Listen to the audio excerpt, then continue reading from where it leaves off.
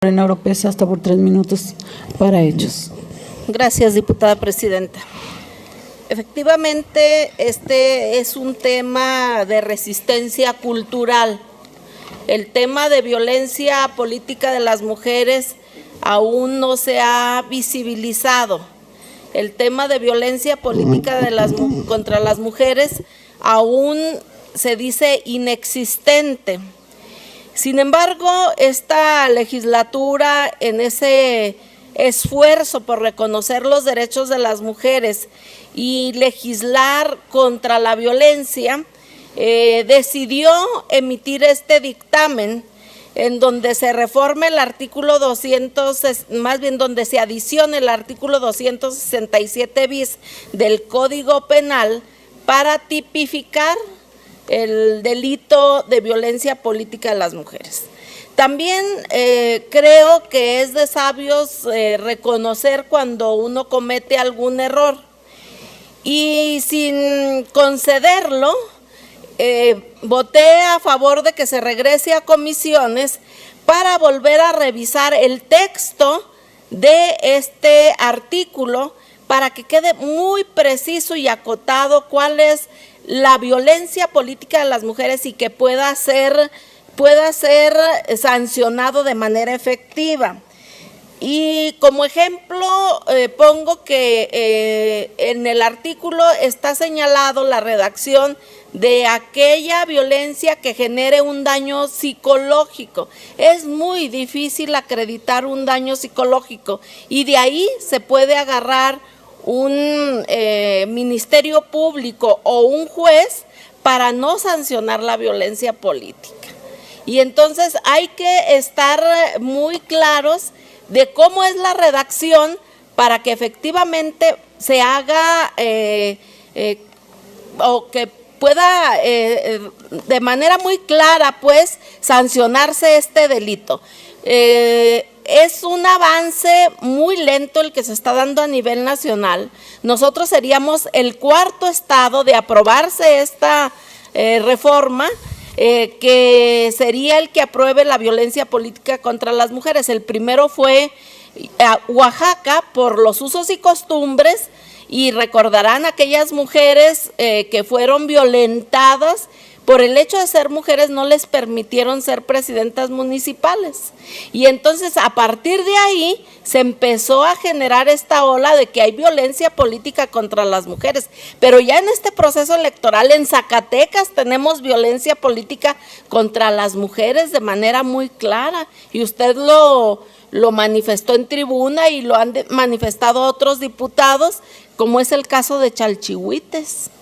Y entonces sí tenemos que tipificar este delito, que es muy importante que se dé, pero hay una serie de historias macabras a nivel nacional sobre la violencia contra las mujeres en materia política.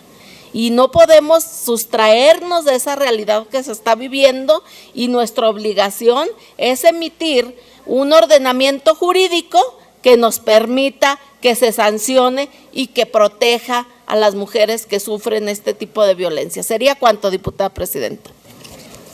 Gracias, diputada. Cedemos el uso de la voz al diputado Alfredo Sandoval Romero, hasta por 3 minutos. Gracias, diputada presidenta.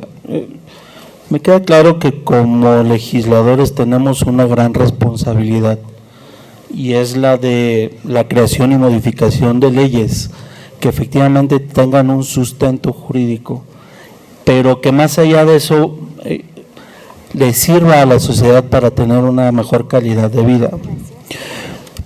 En este sentido, creo que no podemos ir aventando recriminaciones y señalamientos sin el sustento jurídico que nos respalde. Y a mí me parece, dentro de la normatividad interna, específicamente en el artículo 66 del Reglamento General, se señala que los presidentes de las comisiones o las comisiones propiamente tienen dentro de los trabajos o las posibilidades de trabajar los dictámenes, los elementos se deben de allegar los elementos necesarios para dictaminar los mismos. Y se señala en el segundo párrafo de ese artículo que pueden realizar foros de consulta, la comparecencia de servidores públicos u otras actividades que se estimen convenientes. En alguna ocasión me dijeron que en política no hay ingenuos, y sin embargo tenemos que trabajar de buena fe, y en este sentido, el porqué de mi voto a favor de que se regrese a comisiones? Pues el sentido de que fue la presidenta de la comisión que solicitó se regresar a comisiones para realizar un mejor trabajo, y esa sí es una responsabilidad de nosotros como legisladores, el aportar los suficientes elementos para que la ley no genere lagunas jurídicas, sino que esté bien sustentada, bien respaldada, y que efectivamente tenga, al final de cuentas, la posibilidad de que se ejecute en términos reales, y no como lo señaló usted muy acertadamente, diputado, que nada más sean leyes de letras muertas. Creo que es una responsabilidad de nosotros sí sustentar, sí aportar todos los elementos para que esa ley no quede en letra muerta, como muchas otras que hoy en día se dan, no solo en nuestro estado, sino en el país. Es cuanto, diputada presidenta. Gracias, diputado. Tiene el uso de la palabra el diputado en tribuna, hasta por 3 minutos para concluir. Sí, muchas gracias. Pues en lo esencial no tengo desacuerdo con lo que han manifestado los diputados y el diputado que se han referido al tema. Nadie objeta absolutamente nada. El problema es que es un asunto de que todo eso es válido, y eso se hace antes del dictamen.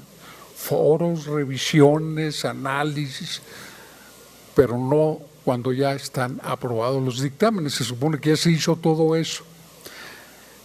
Entiendo además que estamos ante un tema de vanguardia. La propia diputada Oropesa mencionaba la resistencia cultural enorme que hay. Es una trágica realidad que vivimos los mexicanos, en que empiezan a darse episodios de asimilación. Justamente en Oaxaca se conoció que 17 varones se hicieron pasar por travestis para poder pasar por la vía de la cuota de género, ¿verdad? Entonces, como que se están rompiendo barreras culturales impresionantes, ¿no? Aquí no objeto más que el momento en que nosotros tomamos la decisión de regresar a comisiones, y porque se trata de un criterio que puede ser técnicamente correcto, no lo cuestiono, desde la coordinación jurídica del gobierno del Estado y desde luego desde el Poder Judicial, pero eso debieron conocerlo antes, y no hay ninguna objeción al intercambio, al diálogo, a enriquecer criterios, pero ellos deben tener la lista de iniciativas. Desde que se leen en el Pleno están a disposición de todos, pueden normar sus juicios, pueden hablar hasta con el proponente, con las comisiones, y hacer productos legislativos que verdaderamente trasciendan y se apliquen. No legislamos ya en secreto, ya legislamos en tiempo real, ¿verdad? Porque cada iniciativa, una vez que es leída en el Pleno, es del dominio público, especialmente para oficinas especializadas en darle seguimiento a la actividad del Poder Ejecutivo, del Poder Legislativo. El Ejecutivo es legislador, tiene facultad de iniciativa y es el principal legislador en nuestra realidad todavía, porque la mayor parte de las leyes que aprueba este poder son las que propone el Poder Ejecutivo. Tiene un cuerpo especializado en el seguimiento legislativo. No tenemos por qué estar haciendo lo que hoy hicimos. Es cuanto, presidente. Gracias, diputado. Continuando con la lista de oradores, Cedemos la palabra a la diputada Giovanna Bañuelos de la Torre. Su tema, chantaje gubernamental.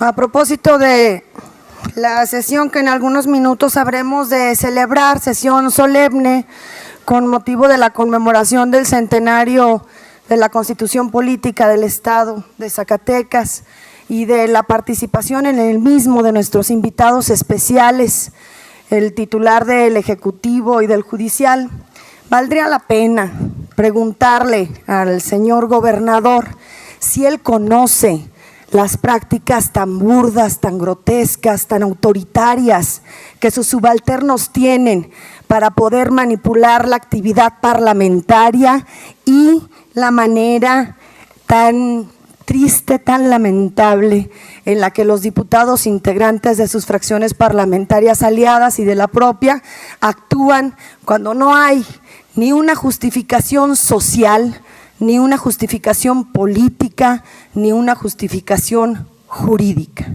Lo que acaban de votar muchos de ustedes hace rato es algo vergonzoso, pero no es la primera vez que sucede. Es algo vergonzoso que solamente consiente el que no se pueda llevar el protagonismo, la medallita, el reconocimiento de la problemática social, el Ejecutivo. No es la primera vez que sucede. Ahorita estamos hablando de las modificaciones al Código Penal en materia de una vida libre de violencia política para las mujeres. Yo me pregunto si para el gobernador del estado, si para el coordinador general jurídico, lo que ha sucedido en Zacatecas, en lo que llevan de su administración, no justifica que se hagan modificaciones al Código Penal en materia de violencia política contra las mujeres. Porque si no lo justifica, entonces no entiendo por qué están haciendo declaraciones encontradas desde distintos organismos. No es la primera vez que sucede, por eso nos atrevemos a decir que es en exceso protagonismo del Ejecutivo. Cuando aquí distintas fracciones parlamentarias, a propuesta de nuestro compañero Santiago Domínguez, hablaron de abigeato, no era un tema importante. Lo hizo después la fracción del Partido del Trabajo, la fracción de Morena. No fue importante hasta que al gobernador se le ocurrió que era importante enviar una iniciativa. Estuvo en comisiones ignorada esta iniciativa hasta que el grupo de ganaderos y de campesinos exhortaron al gobernador de una manera pública a que se pronunciara. Entonces sí hubo ya medidas en contra del delito de abigeato. Aquí el tema de la eliminación del fuero constitucional, pese a que lo propuso el Partido del Trabajo, lo propuso el PAN, lo propuso el PRD, lo propuso Morena, no fue importante hasta que mediática y socialmente era insostenible ese debate y tuvieron que presentar una propuesta paralela los diputados del PRI, del Verde y de Nueva Alianza, que por cierto, uno en nada consentía lo que el gobernador se comprometió en campaña y en segundo no eliminaba sino acotaba el fuero constitucional. Sucedió en Cámara de Diputados Federal y entonces les cambia la argumentación del debate a los diputados del PRI. Ahora estamos hablando de un tema importante, de un tema de violencia, de un tema de vida o muerte, donde el proceso legislativo pudo haberse salvado con la voluntad, con la autonomía de los diputados del PRI, si hubieran decidido presentar una reserva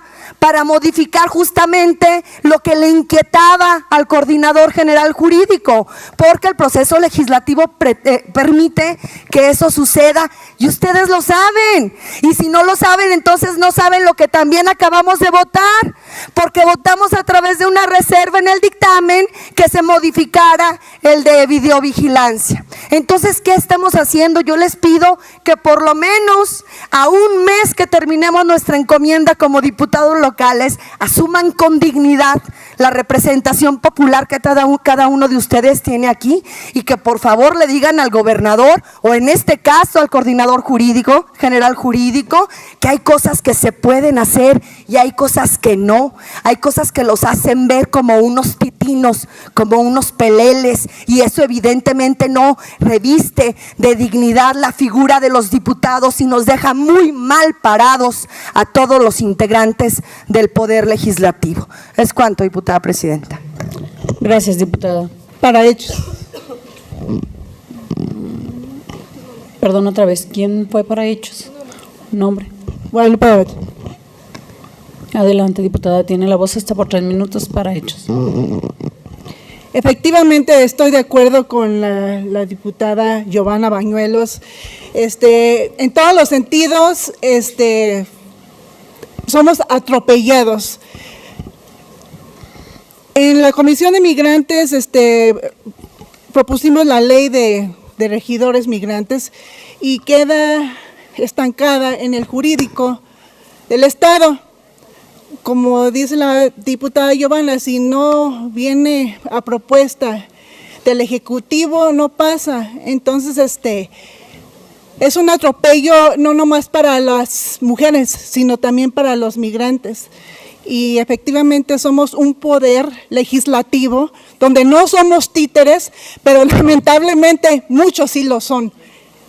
Muchos sí lo son y es muy lamentable. Yo por eso felicito de verdad con mucha humildad y respeto a la diputada Giovanna, porque es, creo que la única que defiende al pueblo zacatecano, a los derechos de las mujeres y a los derechos de los que no tienen voz. Muchas gracias. Gracias, diputada. Tiene el uso de la voz la diputada en tribuna hasta por 3 minutos para concluir. Bueno, agradecer sin duda las palabras de mi compañera Lupita Dabache. Creo que en efecto generalizar no es correcto, es la gran mayoría. Aquí se votan las cosas y como ustedes lo saben, si no tiene el consentimiento de la mayoría no son posibles. Entonces, no todos los integrantes del Poder Legislativo son unos agachones, no todos son titinos ni peleles, la gran mayoría, para tristeza de Zacatecas. Gracias, diputada presidenta. Gracias, diputada. Cedo la voz al diputado Víctor Humberto de la Torre con su tema Dinero bajo la mesa, hasta por 5 minutos.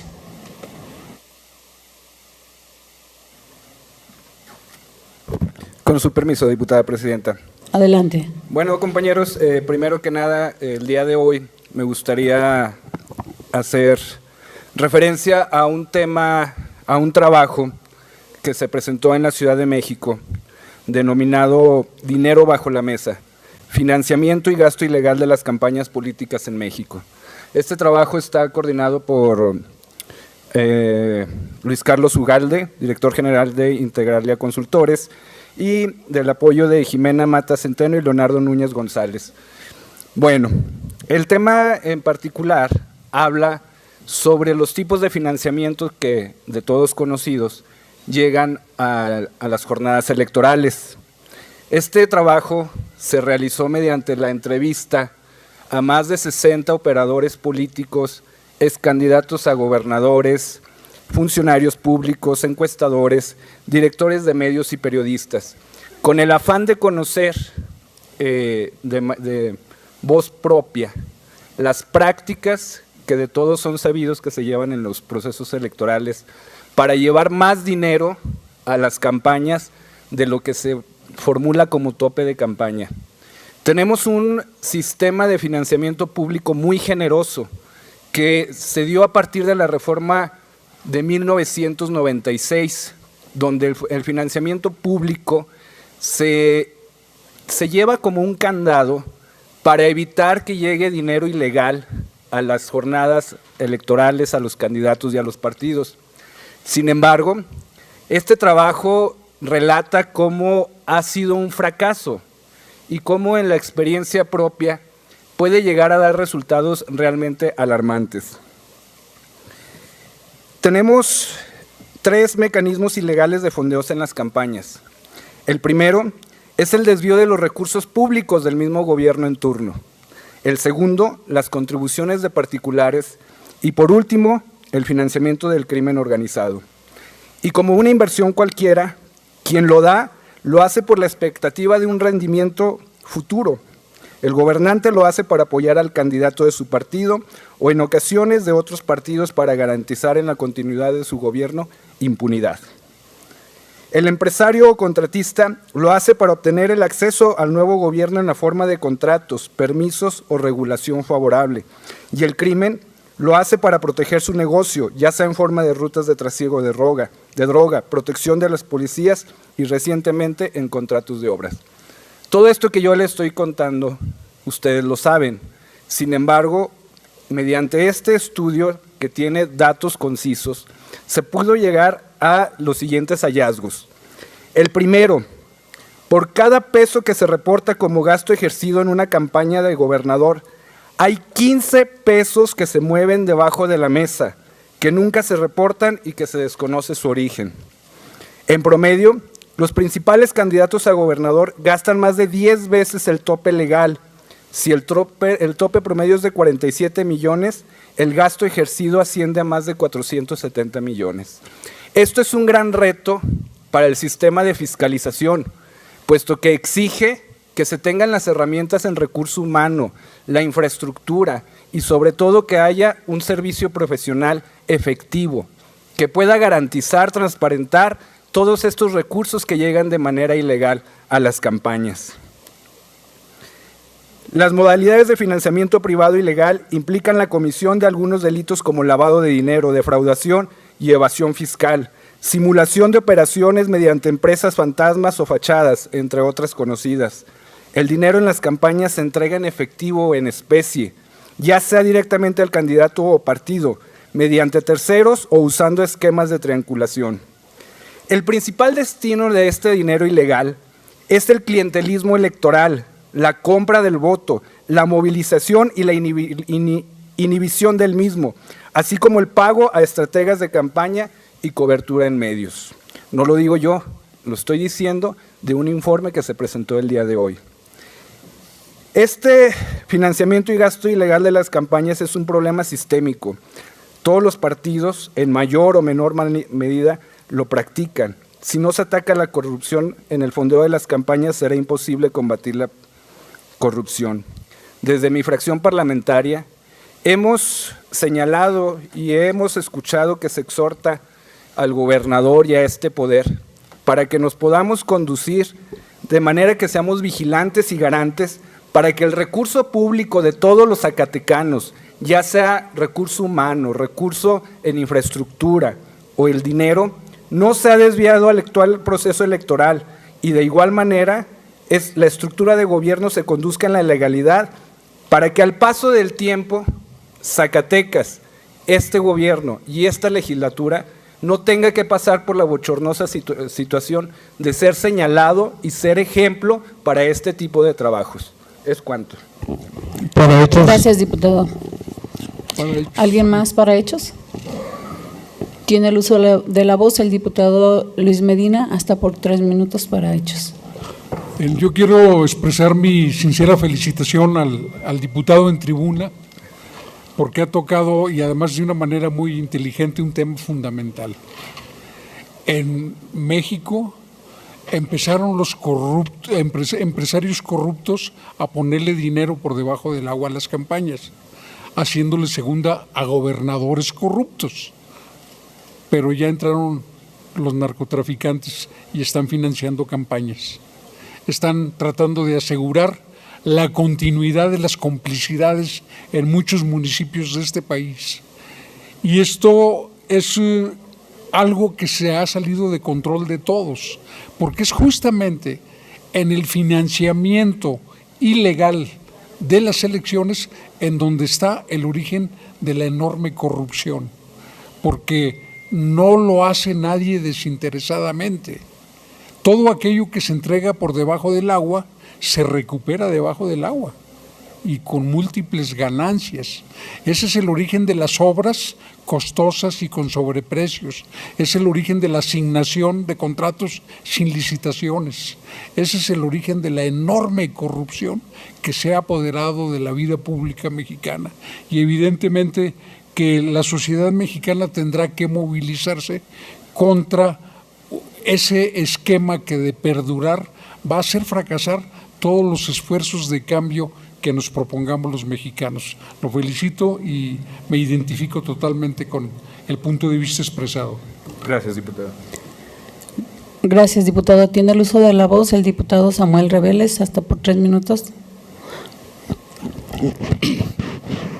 Pues para felicitar al diputado en tribuna por su honestidad. Creo que muchos de nosotros conocemos ese artículo, conocemos ese trabajo. Sin embargo, él con toda franqueza y con toda humildad señala las fuentes, señala el origen, señala los autores.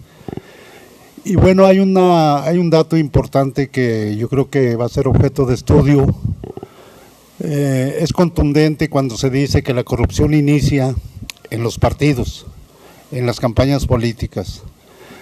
Me llamó mucho la atención esa parte porque pues yo creo que sí tiene algo de veracidad, ya que muchas de las veces en el ánimo de ganar un puesto de elección popular se recurre a prácticas ilícitas en cuanto al financiamiento, pero luego ahí queda la deuda de ese financiamiento ilícito que de alguna manera se tiene que cubrir, y ahí es donde empieza a generarse un círculo vicioso.